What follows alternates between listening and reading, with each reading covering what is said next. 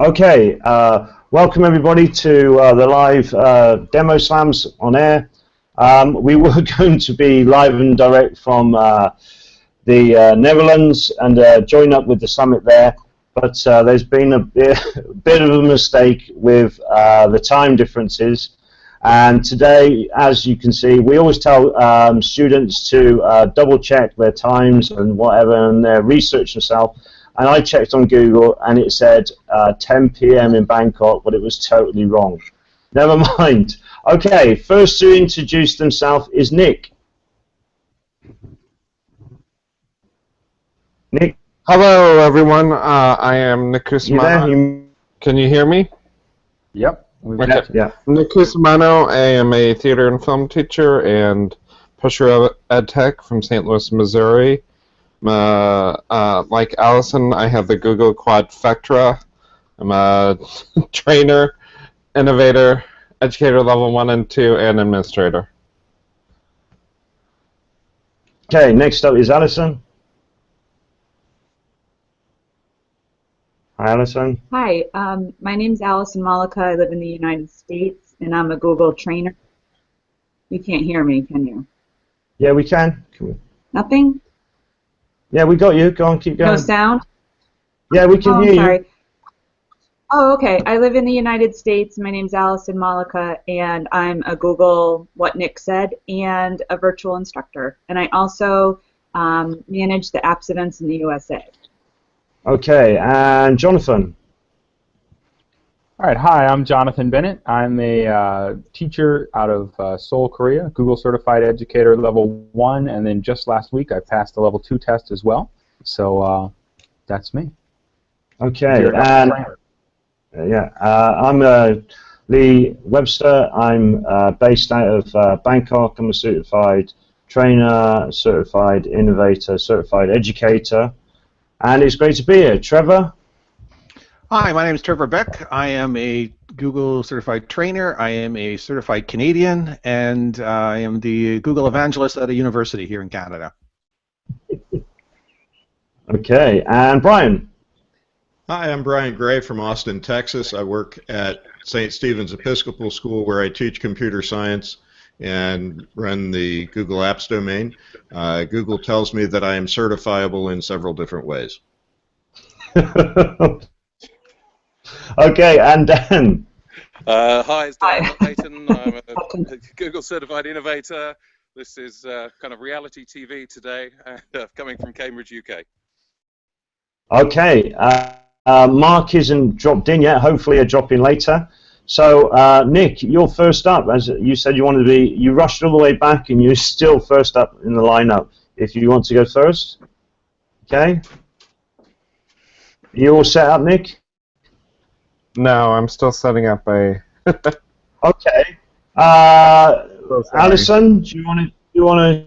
Yeah, I'll go. Shoot. All right. So. Okay. Did you? Allison. Yeah. Me? Tell me when you're ready. All right. Let me do a screen share. I'm running on a new computer. I bought a new Acer. Well, testing it out, putting it to the test today. So let's see how it goes. I'm not slamming like a how-to, but I'm going to share some Google for Education resources, and I can start whenever you're ready.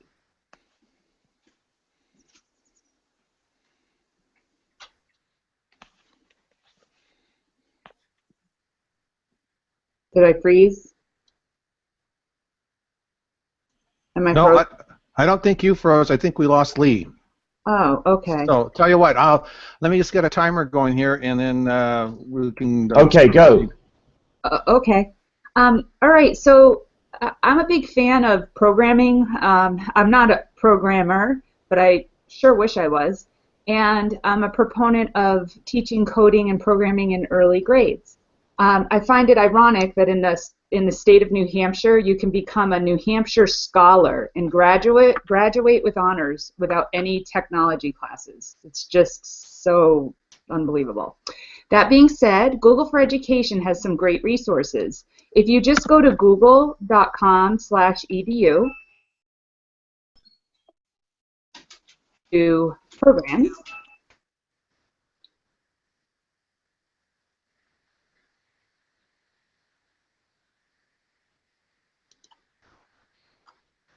there's a variety of programs offered through Google, but also in terms of, what was I looking for? Let me go back, I'm sorry. Resources, computer science, and learning. I forget how I got there, back to computer science. All right, so Trevor, you can now put all of your worries to rest.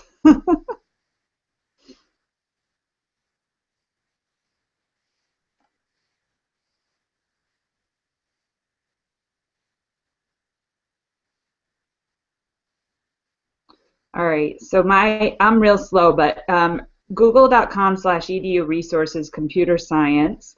If you just click on learn more, it'll bring you to the page that has the information about all the programs that are available for computer science. And I might have to I'll just talk you through it real quick. It seems like I don't even know if I'm still on air or not.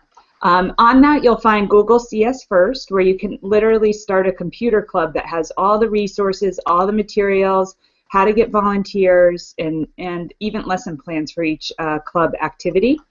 That's one thing you should take a look at. If you don't have a computer science club right now for your middle school, go ahead and take a look at Google CS First.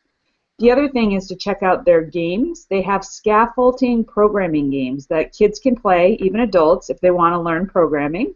And they can go through from puzzle all the way to pond, start at puzzle and work your way forward. And there's several levels there. So this is like a block style game where you add all the traits for each animal and then you check your answers to see if you've run the blocks correctly.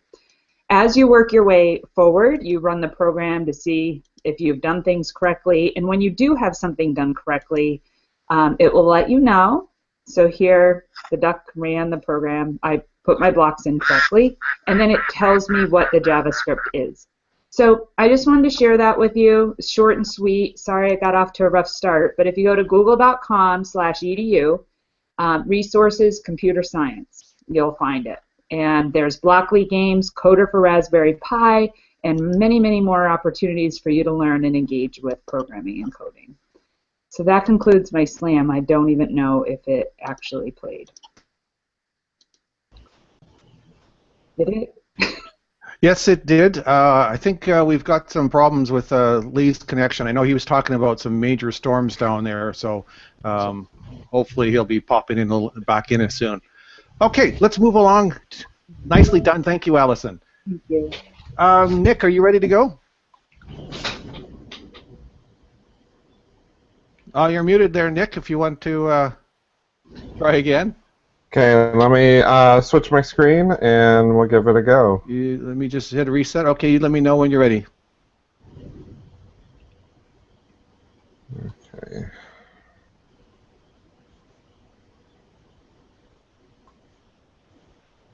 Can you see where it says Jozu? Yeah, we can.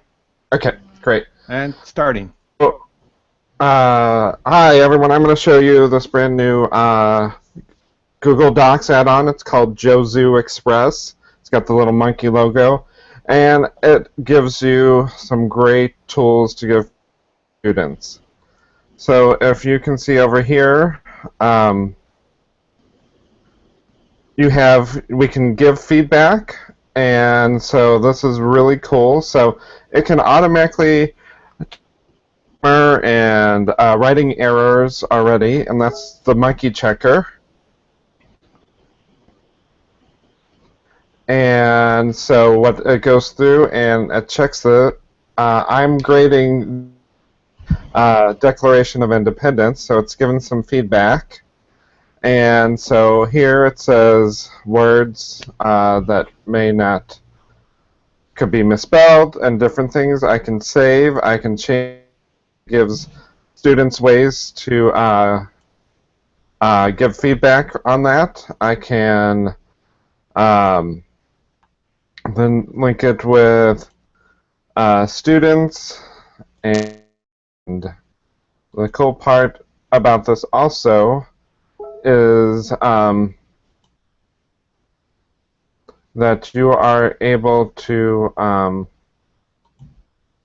then it to grade, so you can pull your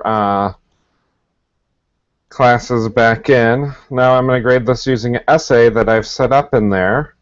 So I'm going to go here to the doc and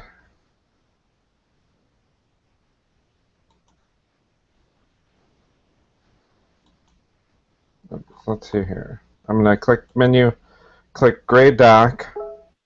1 minute. Thank you. Okay, I'm going to click grade doc. And maybe those of you are familiar with Doctopus. This is like Doctopus, but even better because it does the math for you. And then it also allows you to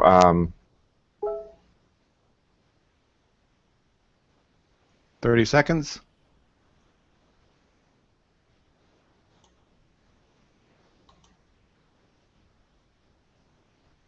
and so I can go over here and grade this on the level of reasonings, all the stuff that I've already set in there. It does the math for me. Save and final grade. I have to click one more. And time. Slam. And that pastes it. It pastes it into the document and gives feedback to the students. Well done. That's a very cool. Are you back Okay. with us, Lee? Yeah, I'm having massive problems at this end. I've done it, I think, yeah. I couldn't see Nick's screen there. Hopefully that you lot could, yeah? Okay, it's my slam now. Thanks for keeping it might be best, actually, if you keep time, Trevor. I'll do it for you, Okay. because I've moved rooms now. Hopefully it won't have much of an effect again. Okay, let's screen share. Okay. All right, can you see my screen, guys? Yeah? Yes. All right, Trevor, do you want to start the time? Start. Okay, so I'm going to show you one of the new extensions. The one, it's called Save to Google, this is. So there's Save to Drive, which is this one, which everybody knows about, which you right-click and you can save anything off the web straight to your Google Drive. But there's a new one, and it's a bit like Google Keep, but it's just for doing websites. So I've been banking most of my websites into Keep because I absolutely love it. But this is an interesting new book kind of marking place. It's called Save to Google. So it's a little extension that's in the top here. So if I press it, you'll see that a new box comes up. But what's great about it here is you can tag it. So if I tag, say I put Google, so I tagged one and then enter, and maybe I want to put extensions and enter. And then I can go and look where this is. It says View Saves. So go to View Saves. And it's like that. It's material look that all the applications have now. And then there are all the banked bookmarks in here. So you go to here on the side of this right bar, and here's your tag. So if I've been looking at Ubuntu. So if you look at Ubuntu, there's my marks. So if I tick one, it gives you a nice interface that looks here, and then you can flick through all of your tags. You can even search in here. So if I put Ubuntu, it just brings up all the tags there. Let me go back to the beginning so I show all the saves. If I go tick here and I can tick one, and then I can delete one. Okay, and it's just, if I just look at what tags I have, it brings up all the tags. 1 minute. And then I can look at all those, and it's just a very simple way to do it. Also, I can't show it here, but you'll notice that if you have the new Chrome, when you go to certain websites within Chrome now, you will see the same icon. It's a little star that comes up. It says Save to Google. You click it, and this is where it goes. So it's a total new interface that 30 probably seconds. people don't know about it. Okay? Okay, Slam. There you go. Right. Next up is Trevor. Trevor, are you there? Yep, still here. Okay. So you're up. I'll keep time for you. Thank you. Okay, just give me a sec. My screen share. That's all right. And I'm on screen number 2. Okay, and I'm ready to go. Okay, ready, go. I'm hearing a lot of echo of me. Okay, so what I've got here is a form that for special accommodations, and basically it's going to collect names. People can choose a single date and a number of different items in there. The information is going to get entered into our spreadsheet, and what I want to do is show about named ranges first. So sometimes we all want to do a validation on these dates here so that we can be consistent. It also makes it easier for us to change the date from June 1, June 2, whatever. Rather than my going copy and pasting this stuff, if I have the list already existing here, I can just reference whatever is in the list here back onto the validation. So when I go into here, I'm going to go to my data validation. I can say select the range. It says what range do you want? I'll go over here and I'll select my range. Now the range is called A2 through A7. Sometimes it just gets kind of cumbersome if I want to use this range in a number of sheets. So I can, instead of referencing it by list, I can give it a name. So what I do is in the original data, I'll select it. I'll go through the data here, and I will give it a name. And the name's going to be sessions. So anytime that there's a place where it asks me to put in a range, I just put in the word sessions. At this point, I just put A2 through A15. So now when I do this validation over here, instead of doing that whole range, I just type in the word sessions. Which automatically references that list.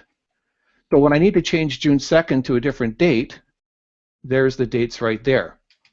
The other nice thing is, as I add to this here, so I'm going to call it June 5th, that automatically updates on the list here. So I can go in and select that list. So that's a really good use for named ranges. And like I said, you can use it in more than one place. 1 minute. The other thing I want to talk about is filters. So with filters, what ends up happening, let's say that I want to get a list of all of the people that need a blanket for their room. So when I go under filters here, filters,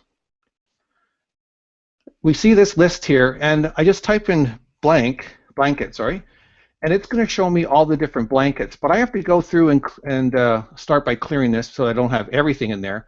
And I just want to see the ones that have blankets. I have to manually click through here, which gets to be a real pain.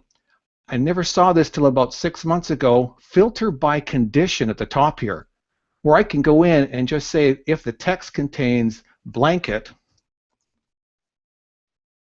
it automatically will go through. And as that new pieces get entered in, it automatically increases the results. And I just make sure I can save that as a saved view. And anytime I want to see the information with the word blanket in it, it's going to display. Slam. That's it. Whoa. Bang on. Bang on. Okay. And next up is Brian. Brian, you with us? You still there? Yep, sure am. Okay, guys, I can't see anybody's screen when it comes up. If you guys can see it, that's fine. I'm ready to go. Okay. Okay, guys. Okay, take it away. I want to show you a really nice little tool that was added as an extension about 2 months ago. When I do grading from Google Classroom, I've got a big pile of assignments from a lot of students. One nice trick in Google Classroom is I can open the folder that contains all of the files submitted by students. In the assignment, I can click on the folder icon right below the number of students who didn't hand it in, and it'll open up directly the Google Drive folder that has all of those assignment submissions. I find it most convenient to have all of the files open before I start grading any of them. But as you can see, I've got a very long list of students and a very big pile of assignment files to open. I need to get them all open in a hurry, so that's what the Drive 20 extension does. When you're on any Google Drive page, click on the Drive 20 icon, and if you'll see up here at the top of the page, it's just opening up all of those folders, all of those files all at once. It'll take a couple of minutes to plow through and load the last of them, but I didn't have to click them. I can go get a cup of coffee or switch back to grades or check my list of criteria or whatever I want. All of these files opening in the background as we're talking, and you can see that the loading wheel is still spinning there. A couple of them starting to finish up now, but it opens them all at once without any more effort on my part. And so when it's ready, I can click on any one of these folders and or one of these files tabs and open it up.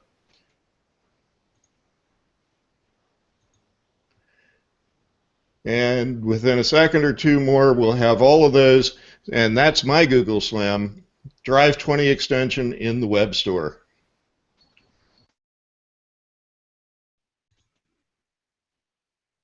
Okay, thank you, Brian. And nice. Next up is Dan. Dan, you with us? You still there, Dan? Dan's in his garden somewhere. Yes, I am. Actually, I'm inside at the moment. Right. Okay. Hello, everybody. This is my wife, by the way. Say hello, Mim. Okay. Guys, can you see Dan? Hello, guys. Yep. You can. Okay, great. I'm looking on you. So wait, just tell me when to roll, Dan. Yeah. Roll. Go. Okay, go. So this is very simple. This is just a demo of the fact that you can do a Hangout using mobile and using your phone. And what I'm going to do is just switch around so I got the other side of the camera. We're going to take a little tour of my garden. So the first thing we need to do is meet the ferret who's in here. Hello, ferret. Say hello. So I think we need to see the ferret, and let me just give that to Mim. And then we can actually, now what I'd like you to imagine is that, we haven't got the chance maybe to visit somebody in their garden, so, or maybe at a zoo, or anywhere where it's difficult to get to. So, or perhaps you've got some kids who are allergic to bees, for instance, but they'd really like to see what bees do. So you can open a little mobile Hangout and you can send them down. You can look at the flowers along the way. Aren't they beautiful? And let's just run along here. Now it's got a little bit hotter since earlier, so there's going to be a lot more bees. So let's see if I can avoid getting stung. Whoops. The bees, and this is where they live. You can see them flying in and out, and let's really hope they don't decide that I'm a bear. And that was really all it was, is just to say, look, mobile Hangouts, isn't that cool? Slam. Salam. David Attenborough there. He'll be picking up his award later. So last but not least, Mark's not here. So I think we've done all the slams. I didn't no. slam yet. Sorry. Jonathan? Right. Yeah. Sorry, Jonathan. Not a worry. I had you down as 3. Oh, yeah, you weren't ready. Yeah, okay. You ready now? I am ready now. Let me see if I can remember how to screen share on this here. It's this okay. There. Last but not least, Jonathan. Yeah? And if you get ready to screen share. Let's see here. I've clicked the button, and now my computer is thinking. There we go. All right. More thinking. Yeah, I can. You're the only one I've been able to get a video on all evening. Okay. All right, here I am then. Yeah, so I can see it. Are you ready? Okay, and roll. All right, so today I'm going to be talking about Google Keep, which is similar to what you were talking about earlier. For those who haven't seen it before, Keep is just a really quick and easy way to take some short notes. So I have here just my Keep notes. You can colorize them using the color icon at the bottom down here and use that to set different colors. So I use red for things that are actionable right now. Blue is stuff that I'm keeping for reference. And then I have gray, which is further down here, which is stuff that I'm not planning on acting on at the moment. You can use labels and tags just as before. So this is all interesting stuff that we've seen before because it's Keep. What I'm looking at now is the Keep Chrome extension. So if you install this extension in Chrome, then you can use that to, you'll get this little icon right up here, and you can use that to add websites directly into Google Keep. So I've added in the SLAM directly into Google Keep and tied it to a reminder so that I'd make sure I was here on time. I'm also getting ready to do the Google Certified Trainer. So I've been doing some research on tags and things that could be helpful for that. So here I've found this website here talking about becoming a Google Certified Trainer. I'd like to keep an eye on this course and see if it's of interest to me when it finally becomes available. So I use this icon right here, and I can say, look at this again around May 15th, because they say it's coming sometime in May. I can then tag this here as being Google Certified Trainer, and that's also going to be for work, and that's going to also fall under Teacher Certs, that I have that, and now I've got this done, and it's saving the Keep right here, and if I come over to my Google Keep app, you can see that it's put this link right in here. It's got the title, the link here, and then also these. So I've been using this to kind of get myself organized, and I find it to be quite useful. So that's me. Slam. Salam. Okay, yeah, one of my favorite tools as well. Really cool. Okay, sorry everybody who's, I've seen that we've got quite a few viewers in. Sorry everybody, we've been having a bit of trouble with Hangouts this evening. I hope that you've managed to see all the slams. The voting form's up. Please go in and fill out the form, and we'll have a winner in the next 48 hours. The voting's open until the next 48 hours, so please vote as quickly as possible, and then we'll get the winner out. Like I say, sorry for a few technical problems we've had this evening, and keep on slamming. Thanks everybody else who's joined us. Goodbye. Goodbye. Thank you.